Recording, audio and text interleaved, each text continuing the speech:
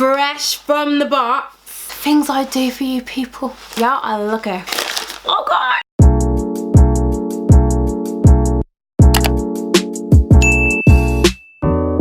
So, day one and I'm back in grey, dusty, dry England.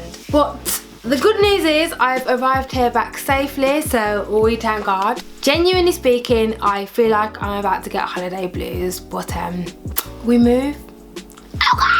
In case anyone cares or anyone is wondering, I would like to show you what I bought in Japan. Let's get started. In no particular order, first things first is this stunning, okay, I'm probably going to have to try this on because you can't really see it, but it's a jacket, a denim jacket. It's very like motivational, very aspirational.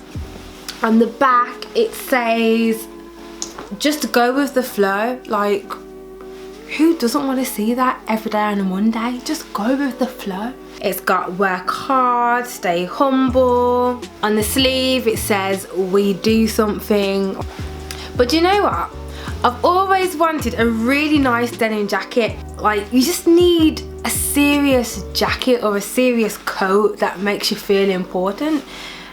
And this was it. I just thought, this is a serious jacket. Obviously had to get myself some green tea. I could not leave Japan without this. I drink green tea a lot when I'm back home, but when I was there as well, it was just great to taste like authentic green tea. I went to one of the best green tea shops, which was recommended by my tour guide, and that was in Kyoto. I just picked up like a sample of different green teas. On here it tells you the different types of green teas and what they're best for. So for example, it says sencha is the most standard and typical green tea, and then you've got another one called, I don't even know if I'm saying this right, so forgive me for my ignorance. Is it Hajisha? Is roasted tea and is best with a meal. So it's got a little bit of information, and yeah, I look forward to drinking this and also hiding it from my fast family. So Japan has a shop called Family Mart, which was my local go-to. It's kind of like the UK's version of Costco. Like, it's literally everywhere. I couldn't leave the country without these snacks. They were my go-to in Japan. The first one is these donuts. Not exactly healthy, but I love them. So if you judge me, I don't. And quite surprisingly, I also bought back these crisps. Now, for anyone that knows me, I am not a massive fan of crisps. I went through a period where I didn't even eat crisps for about like 10 years. These crisps are really tasty. I think they're black pepper crisps. I wasn't really hungry one of the nights. I didn't have any dinner, but I thought, let me just pick up a few snacks, because like, you know, sometimes you're just not hungry, but you can do a snack, a little snack, you know. And it was just really tasty, and I thought, they don't do these in the UK, and if they do, they don't do them like this. So I grabbed them, and here they are, going in my tub. So on day 4 of the Japan tour, I went to the Senkoji temple. This is a really famous temple in Japan. I thought, why not come with the receipts that you've been there and pick up a few souvenirs. So this one means have a beautiful life, and this one means your dreams come true. Who goes on holiday and does not get a fridge magnet? Obviously, I had to get one. I'm actually unwrapping it for you. And here is what it looks like. It's got a few of the famous temples that we visited, also a few of the famous castles, and just kind of like encapsulates the highlights of where I went. Fresh from the box. Not even unwrapped, you know. Jeez, things I do for you people. Yeah, I look it.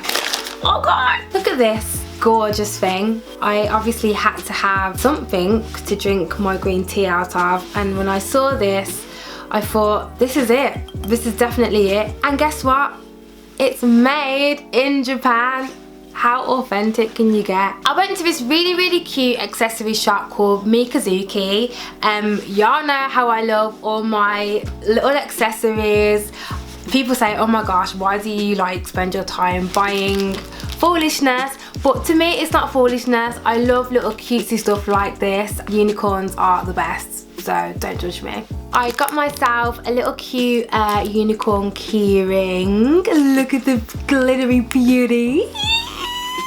I also got this little cute teddy bear. Oh my gosh, I cannot wait to customise like my keys or whatever I want to put this on. I also got this little cute cat keyring. And I also got one that says Girl Power, yes! I also got these little cute bobbles. I thought they were so cute and I couldn't leave them. I'm also wearing one now in my hair. Now, for those of you that don't know, I am terrible, believe it or not, when it comes to shopping, in the sense that I don't even like it. Like, when it comes to me parting with my money and spending it on myself, I've been known to be quite stingy, but I was encouraged by a good friend of mine who I went on holiday with. He said, you cannot come all the way to Japan and not get yourself a pair of exclusive to Japan trainers. So I caved, I did as I was told, and I copped myself a pair of exclusive only to Japan trainers. So are you ready? The box is about to open. In true TC fashion, I got myself a pair of trainers that truly reflected me, myself, and I. Here we go. Look at these. Look at these.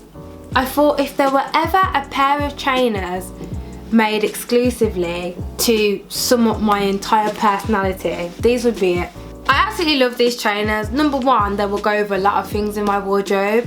Number two, they're just so unique and different, and I'm just happy that I won't see anyone else in them. They also threw in this bag. How kind. I did do a shout out on social media for anybody who wanted to find out more about my trip to Japan. So here are the answers to some of your questions. So a couple of you did ask about the food, and what I would say first of all is it's very clean, and I can really understand why they have such amazing skin and why they're so healthy. I personally also found the food very tasty. I mean, I'm usually very picky with food. A lot of their dishes do include rice and noodles.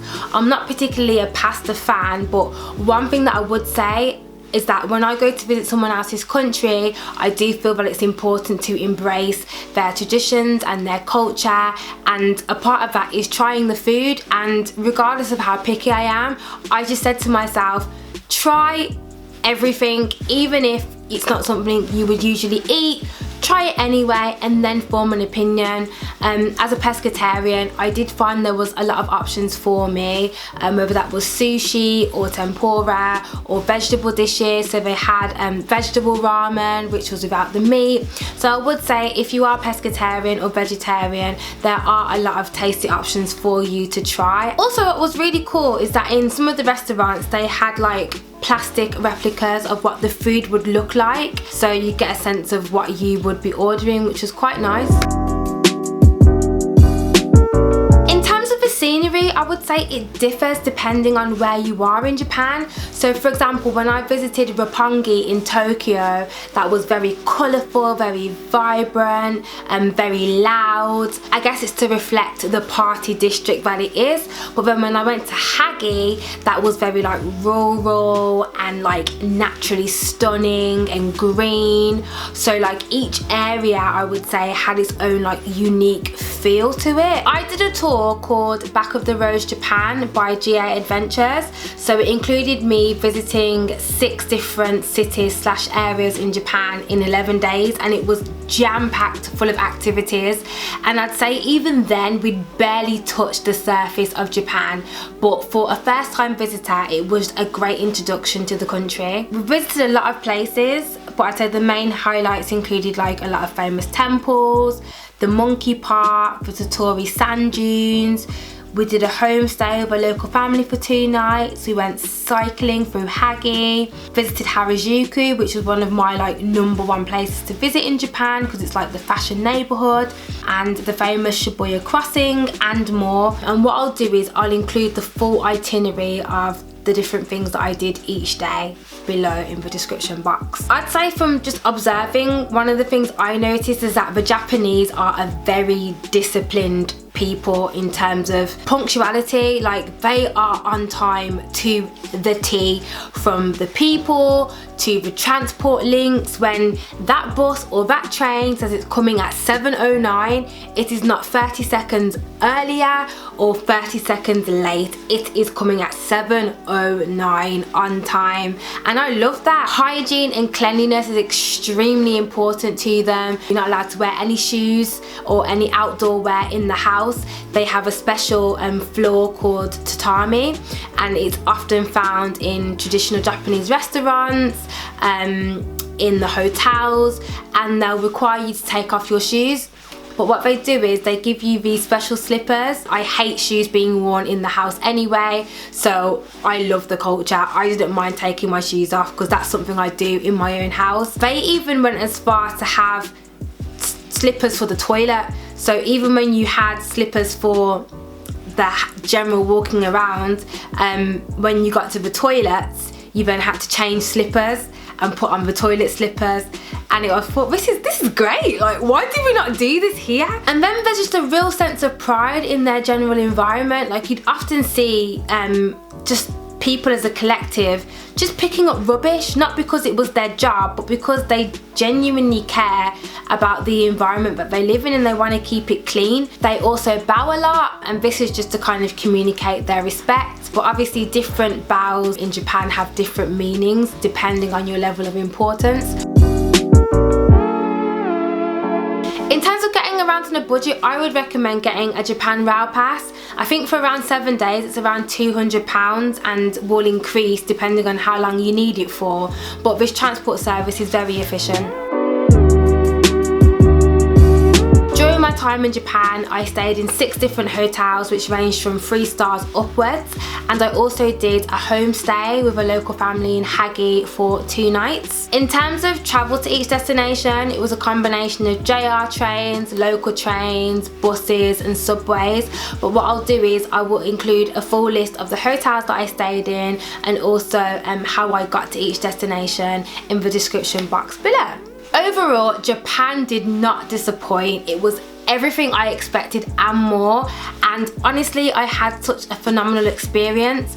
For a first time visit, obviously I couldn't cover everything, it's impossible because it's absolutely huge, but I would say a tour is a great way to get an introduction to the country if you're a first time visitor. But of course I would love to go back and just spend some time even exploring Tokyo for like a week or so alone, because I didn't really get to spend as much time there as I wanted to. The people were great. A lot of them thought that I was a fashion model. They were fascinated with just me as a person. Obviously we don't see people like me walking around every day. It was mainly the hair. They were just always talking about, oh my gosh, you're so gorgeous in your hair, can I take a picture? So if you randomly see me on any Japanese blogs or vlogs or just any kind of press, I was there. It's not my twin, and I completely approve, or I don't approve, but it's there anyway. It was a nice appreciation. I would absolutely consider living in Japan for at least 2 years. Thank you for watching my vlog. I hope you enjoyed it. Keep it not your average